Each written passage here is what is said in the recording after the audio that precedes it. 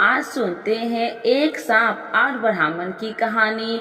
तो एक बार बोलिए प्रेम से नाग देवता की जय, शिव जी की जय, माता पार्वती की जय। एक समय की बात है, लालपुर नाम के एक गांव में सुखदेव नाम का दरिद्र ब्राह्मण अपनी पत्नी और अपने एक बेटे के साथ रहता था। वह बहुत गरीब में वे जैसे तैसे अपना जीवन यापन कर रहा था।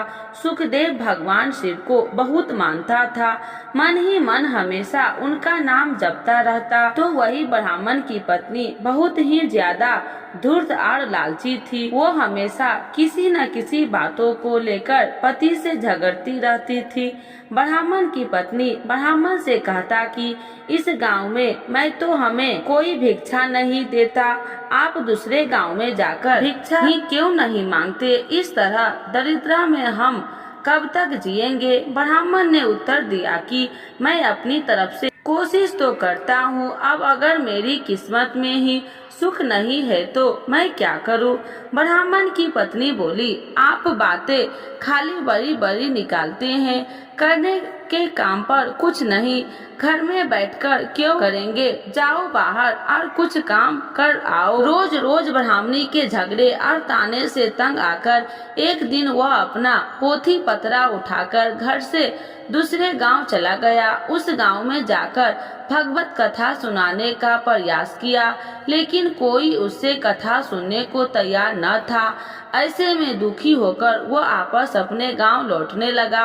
रास्ते में एक पीपल के पेड़ के नीचे जाकर विश्राम करने लगा। उस विशाल पीपल के पेड़ में एक काला नाग रहता था। ब्राह्मण मन ही मन सोचता है, हे भोलेनाथ, ये आपकी कैसी माया है, मैं आपकी कथा सुनाकर अपना घर संसार चलाना चाहता हूँ, लेकिन मुझसे तो कोई कथा सुनने को भी तैयार नहीं है, मैं क्या करूँ।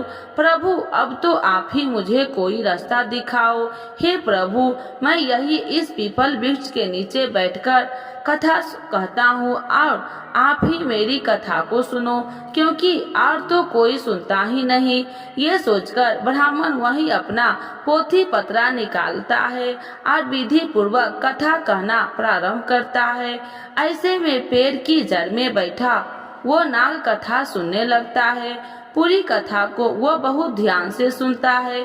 जब कथा समाप्त होती है तो बाहर आकर ब्राह्मण को एक सोने का सिक्का दक्षिणा में देता है और फिर कहता है, नाग ब्राह्मण से कहता है कि तुम रोज यहाँ आकर कथा कहा करो, तुम्हें और कहीं जाने की जरूरत नहीं है। मैं तुम्हें रोज एक सोने का सिक्का दक्षिणा में दूंगा, लेकिन ये बात तुम किसी और से मत कहना।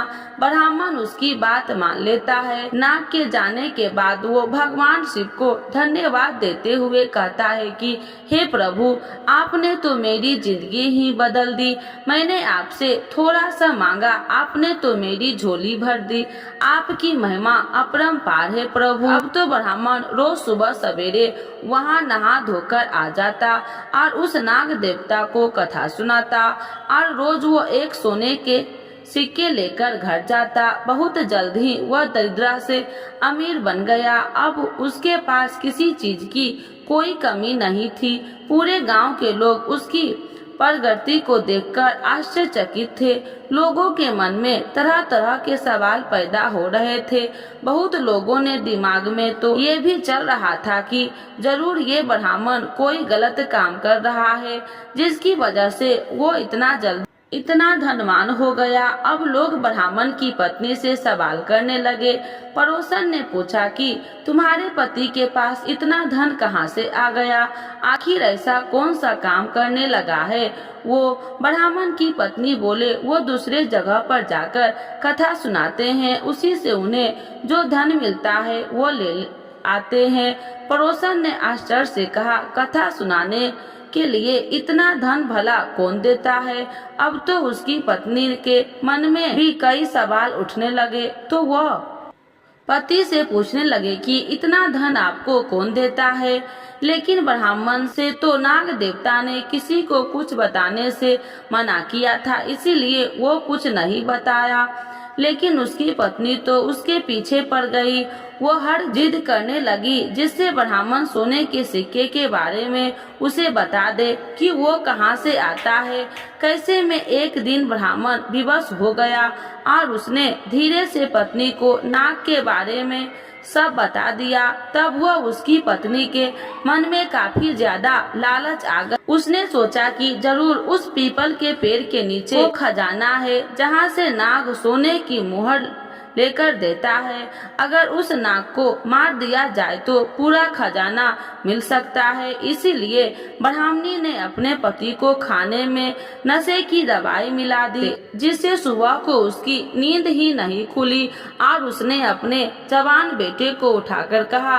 ब्राह्मण की पत्नी अपने बेटे से कहा, सुनो बेटा, वहाँ पीपल के पेड़ के नीचे रोज तुम्हारे पिता कथा कहते हैं, जिसे सुनने के बाद एक नाग सांप आकर उन्हें सोने का सिक्का देता है। उस पीपल के पेड़ के जड़ में जरूर कोई खजाना दबा हुआ है। तुम वहां जाकर कथा कहो और जब कथा समाप्त होने पर तो सर्प तुम्हें सिक्का देने आए तो उसे मारकर उस पेड़ के नीचे से पूरा खजाना निकाल कर ले आना। बेटे को भी लालच आ गया और वो पोथी पतरा लेकर उस पीपल के पेड़ के नीचे जा पहुंचा और जाकर कथा कही। जब नाग देवता सिक्का लेकर उसे देने आए तो उसने नाग पर फफारे से फहार कर दिया, जिससे नाग की पूंछ कट गई और वह किसी तरह बचकर वहां से निकल गया। जैसे ही ब्राह्मण के बेटे ने पेड़ के नीचे खोदना शुरू किया तो नाग ने पीछे से उस ब्राह्मण के बेटे को डस लिया, जिससे उसकी मृत्यु हो गई। इधर जब ब्राह्मण का नशा टूटा तो उसने देखा कि उसका पोथी पतरा वहाँ नहीं है। उसे समझ में आ गया कि कुछ तो गलत हुआ है। वो जल्दी जल्दी से पीपल के पेड़ के पास गया तो अपने बेटे की मृत्यु देखकर दुखी हो गया। तब उसी सारी बात समझ में आ गई। उसने अपने बेटे की मृत शरीर का अंतिम संस्कार किया। उसके बाद उसने अपनी पत्नी से कहा, ब्राह्मण ने अपनी पत्नी से कहा, मुझसे बहुत बड़ी भूल हो गई कि मैंने नाग देवता के मना करने के बावजूद तुमसे ये बात बताई। आज तुम्हारे लालच की वजह से हमारे पुत्र को हमने खो दिया। लेकिन उसकी पत्नी को उसकी बात का कोई असर नहीं हुआ। दूसरे दिन उसकी पत्नी ने उससे कहा कि आप जाकर उस नाग देवता को कथा सुनाइए, कम से कम घर का खर्च तो चलता रहे। पत्नी की बात से विवश होकर वह अपना पोथी पतरा लेकर फिर उस पीपल के पेड़ के नीचे गया और कथा कही। कथा समाप्त होने पर वो नाग देवता बाहर आया। उसने ब्राह्मण से कहा, क्रोध पूर्वक कहा, तुम यहाँ से चले जाओ। ब्राह्मण, तुम पुत्र के मृत्यु से दुखी हो तो मैंने अपने पूछ को खोने से दुखी हूँ। मैंने तुम्हें पहले ही मना किया था कि ये बात तुम किसी को मत बताना, लेकिन तुमने मेरे साथ विश्वासघात किया है। मैं तुम्हें श्राप देता हूँ कि जो संपत्ति तुमने मेरे द्वारा अर्जित की वो सारी नष्ट हो जाएगी। नाग के श्राप से कुछ दिनों में ब्राह्मण फिर से दरिद्र हो गया। उसने अपनी पत्नी से कहा, आज तुम्हारी लालच की वजह से हम फिर से दरिद्र हो गए हैं। अब उसकी पत्नी को भी अपने किए पर काफी पश्चाताप हुआ, लेकिन होनी को कौन टाल सकता है और बिना हुआ समय वापस नहीं आता। दोस्तों, इस कहानी से हमें ये सीख मिलती है कि इंसान को कभी भी ज्यादा लालच नहीं करना चाहिए, क्योंकि ज्यादा लालच इंसान के लिए घातक साबित होता है। तो एक बार बोलिए प्रेम से शिव जी की जय, माता पार्वती की जय, गौरी पुत्र गणेश भगवान की जय, नाग देवता की जय। आज सुनते हैं नाग पंचमी 2024 नाग पंचमी की संपूर्ण कथा। तो एक बार बोलिए प्रेम से शिव जी की जय, माता पार्वती की जय, गौरी पुत्र गणेश भगवान की जय, नाग देवता की जय। हिंदू धर्म में नाग पंचमी मनाई जाती है। कुछ क्षेत्रों में इसे भैया पंचमी के नाम से भी जाना जाता है। पंचांग के अनुसार नाग पंचमी हर वर्ष सावन मास के शुक्ल पक्ष की पंचमी तिथि को मनाई जाती है। मान्यताओं के अनुसार नाग पंचमी के दिन नाग देवता की पूजा की जाती है। माना जाता है कि इस दिन नाग देवता की पूजा करने और सांप को दूध पिलाने से जीवन में सौभाग्य और समृद्धि आती है। इस वर्ष नाग पंचमी 9 अगस्त शुक्रवार को मनाई जाएगी। नाग पंचमी के दिन पूजा का सही समय शाम 5:47 बजे से रात 8:47 बजे तक है। नाग पंचमी की पूजा में नाग पंचमी की ऐसा कहा जाता है कि इस कथा को पढ़े या बिना सुने नाग पंचमी की पूजा अधूरी मानी जाती है। तो आइए जानते हैं इस कथा के बारे में। नाग पंचमी से जुड़ी पौराणिक कथा। पौराणिक कथा के अनुसार जन्मजय अर्जुन के पोते राजा परीक्षित के पुत्र थे। जब जन्मजय को पता चला कि सांप के काटने से उनके पिता की मृत्यु हो गई तो उन्होंने बदला लेने के लिए सर्प सत्र नामक यज्ञ का आयोजन किया। ऋषि आस्तिक मुनि ने नागों की रक्षा के लिए सावन मास के शुक्ल पक्ष की पंचमी के दिन यज्ञ बंद कर दिया था। इस कारण तक्षक नाग ने बचने से सांप का वंश बच गया। आग के ताप से नाग को बचाने के लिए ऋषि ने उन पर कच्चा दूध डाल दिया था। वहीं से नाग देवता को दूध चढ़ाने की प्रथा शुरू हुई। तभी से नाग पंचमी मनाई जाती है। आज सुनते हैं नाग पंचमी की सबसे प्राचीन कथा। जब नाग देव बने भाई तो एक बार बोलिए प्रेम से शिव जी की जय, माता पार्वती की जय। प्राचीन काल में एक सेठ जी के 7 पुत्र थे। सातों के विवाह हो चुके थे। सबसे छोटे पुत्र की पत्नी श्रेष्ठ चरित्र की और सुशील थी, परंतु उसके भाई नहीं था। एक दिन बड़ी बहू ने घर लिपने को पीली मिट्टी लाने के लिए सभी बहुओं को साथ चलने को कहा तो सब डलिया और खुरपी लेकर मिट्टी खोदने लगी। तभी वहाँ एक सर्प निकला जिसे बड़ी बहू खुरपी से मारने लगी। यह देखकर छोटी बहू ने उसे रोकते हुए कहा, मत मारो, यह बेचारा निरपराध है। यह सुनकर बड़ी बहू ने उसे नहीं मारा। तब सर्प एक और जा बैठा। तब छोटी बहू ने उससे कहा, हम अभी लौट कर आती हूँ, तुम यहाँ से जाना मत। यह कहकर वह सबके साथ मिट्टी लेकर घर चली गई। वहाँ कामकाज में फंसकर सर्प से जो वादा किया था उसे वह भूल गई। उसे दूसरे दिन यह बात याद आई तो सबको साथ लेकर वहाँ पहुँची और सर्प को उस स्थान पर बैठा देकर बोली, सर्प भैया नमस्कार। सर्प ने कहा, तू भैया कह चुकी है इसीलिए तुझे छोड़ देता हूँ, नहीं तो झूठी बात कहने के कारण तुझे अभी डस लेता। यह बोली, भैया मुझसे भूल हो गई, उसकी क्षमा मांगती हूँ। अब सर्प बोला, अच्छा तू आज से मेरी बहन हुई और मैं तेरा भाई हुआ, तुझे जो मांगना हो मांग ले। वह बोली, भैया मेरा कोई भाई नहीं है, अच्छा हुआ जो तू मेरा भाई बन गया। कुछ दिन व्यतीत होने पर वह सर्प मनुष्य का रूप रखकर उसके घर आया और बोला कि मेरी बहन को भेज दो। सबने कहा कि इसके तो कोई भाई नहीं था, तो यह बोला, मैं दूर के रिश्ते में इसका भाई हूँ, बचपन में ही बाहर चला गया था। उसके विश्वास दिलाने पर घर के लोगों ने छोटी बहू को उसके साथ भेज दिया। उसने मार्ग में बताया कि मैं वही सर्प हूँ, इसीलिए तू डरना नहीं और जहाँ चलने में कठिनाई हो वहाँ मेरी पूंछ पकड़ लेना। उसने कहे अनुसार ही किया और इस प्रकार वह उसके घर पहुँच गई और वहाँ के धन ऐश्वर्य को देखकर वह चकित हो गई। एक दिन सर्प की माता ने उससे कहा, मैं एक काम से बाहर जा रही हूँ, तू अपने भाई को ठंडा दूध पिला देना।